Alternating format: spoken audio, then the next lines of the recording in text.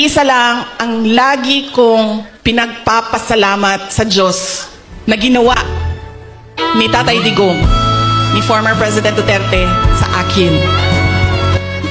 Isa lang. Paulit-ulit yan pag napapaisip ako sa tatay ko. Binigyan halaga niya at inulit-ulit niya sa akin ang kahalagahan ng edukasyon. Hindi niya ako tinigilan. Alam niyo, si PRD, yun pong mga nasa harap, kailangan niyo po umupo kasi hindi makakita yung nasa likod. Hindi siya tulad ng tatay ninyo na malambing, mapagmahal. Hindi ganyan ang tatay ko. Ang tatay ko galing siya sa generation na laging galit.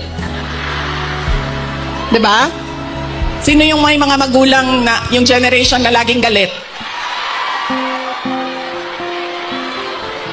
Yan. Galing dyan ang generation. Galing dyan ang tatay ko sa generation na yan. So, lagi siyang galit. So, sa akin, maalala ko, sinabi niya talaga sa akin, paulit-ulit habang ako ay lumalaki. Ikaw, sabi niya, hindi ka tao sa paningin ko. Napaisip ako noon, diba? Sabi ko, pusa o aso? Sabi niya, hindi ka tao sa paningin ko kung hindi ka abogado o doktor. Totoo yan.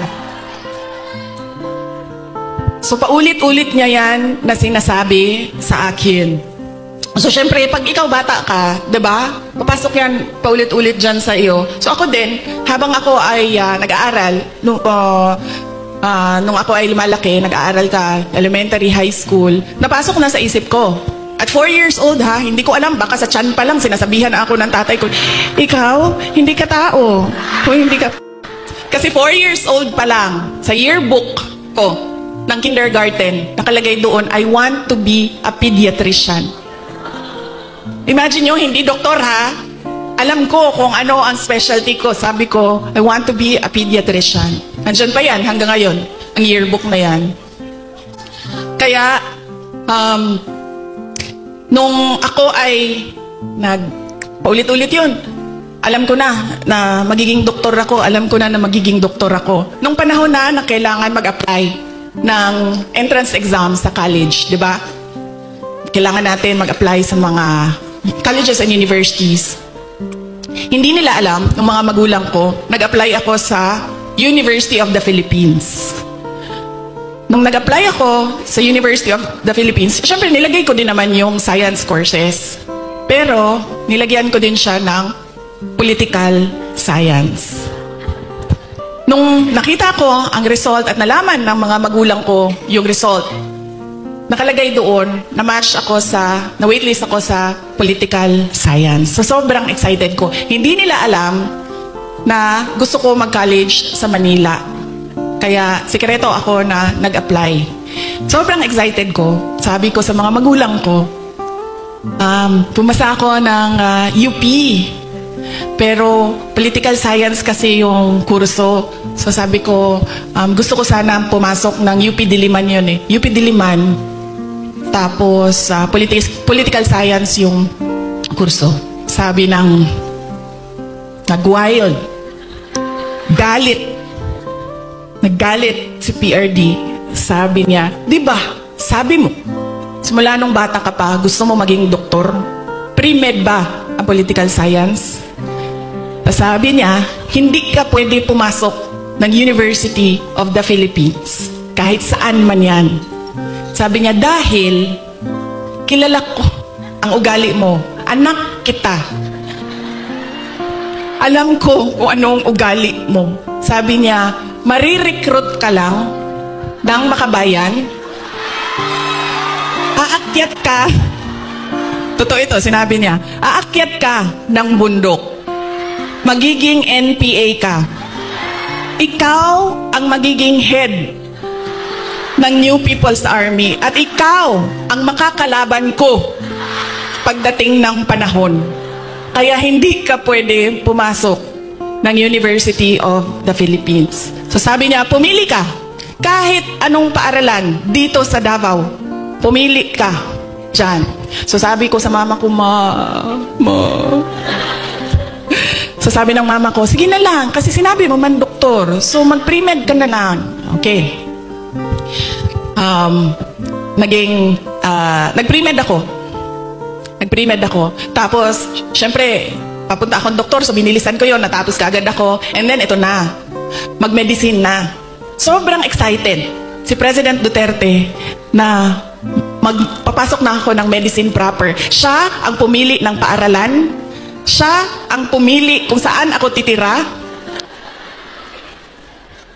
Tapos, pumunta na lang siya sa akin at sinabi niya na, ayan na, may school ka na, na-enroll ka na, may bahay ka na, pumunta ka na lang doon ng ganitong date.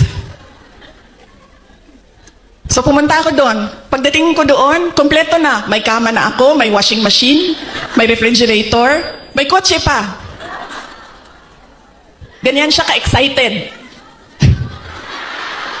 Sige ma'am, ipa-adapt kita sa tatay ko. Huwag ka mag-alala.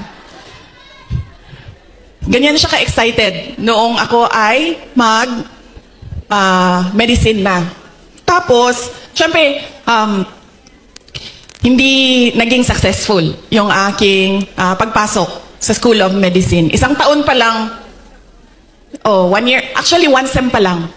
First sem pa lang, alam ko na parang fish out of water.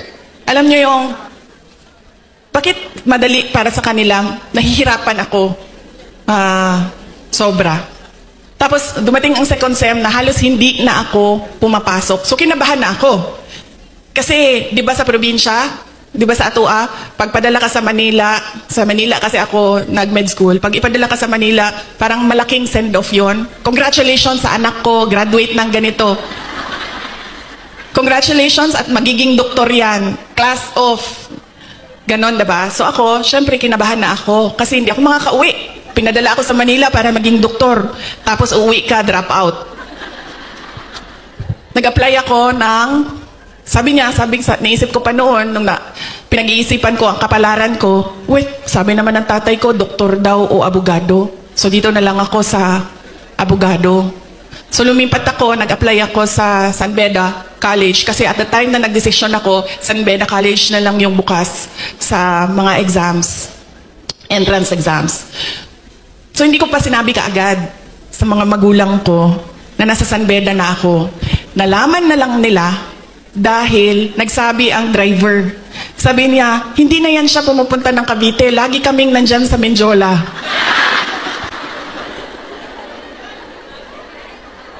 Nung nalaman niya na nasa law school ako, sobrang, I think mas masaya siya. Nung nalaman niya, mas masaya siya, mas excited siya. Noong, ikumpara ko, nung papasok ako ng med school, nung nalaman niya na nag-apply na ako ng law school. Tapos, syempre sinabi ko sa inyo, di ba, hard love. Hard love yung generation ng parents natin mga magulang natin.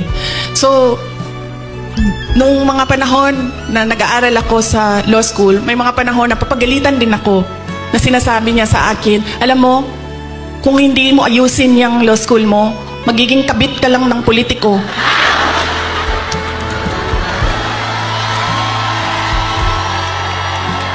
Ganyan. Ganyan siya kung, di ba pangit pakinggan sa atin? Pero ganyan yung style niya para idikdik sa'yo na mag-aral ka. Tapos meron pang isang beses na sinabihan niya ako, alam mo, kung hindi ka mag-aral ng mabuti, magiging halaman ka lang dyan sa gilid. Ganyan yung force by which he emphasized into my brain that I need to become a lawyer. So nung pumasa na ako ng bar, doon ko nakita ang pagbabago sa magulang ko. Hindi sa nanay ko dahil ang nanay ko sobrang supportive nun. Kahit maging halaman ako, didiligan ako nun Ganyan kabait ang nanay ko. Diba? Pero nung nakita niya yung grade ko sa bar exams at nakita niya na mas mataas yung grade ko sa bar exams kesa sa kanya, nung tatay ko, At hindi lang point 1, point 2, point 3. 5 points ang layo namin sa grado. Doon siya nagbago. Parang naging tao na ako sa paningin niya. Lalo pati, pag every time nababanggit yung grade sa bar, hindi na siya talaga nagsasalita. Tapos lagi ko pa sinasabi sa kanya, sabi ko, partida yan pa ha, kasi hindi ako nag-aral eh. Kung nag-aral ako, top-notcher ako eh.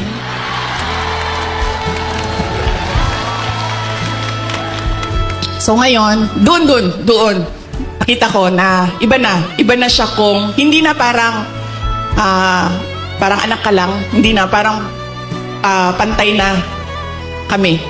Tao na ako, buong tao na ako sa paningin niya. Ganyan yung emphasis niya sa education. Kaya ganyan din, hanggang ngayon, ganyan din. Alam niyo ba, sa mga apo, kabahan ka pag nagtanong na si PRD kasi didiretso yan, oh, anong grade na ito? Anong eskwelahan? Oh, ito, anong grade na? Anong eskwelahan ito? Oh, ito, anong grade na? Anong eskwelahan? Ganyan. Si PRD kamusta ng apo. Hindi siya, uy, masaya ka ba? May boyfriend ka na ba? May girlfriend ka na? Saan mo gusto kumain? No. Pag makita niya, anong grade na? Anong eskwelahan? Anong grade na? Anong eskwelahan? Okay. Nag-aaral? Okay.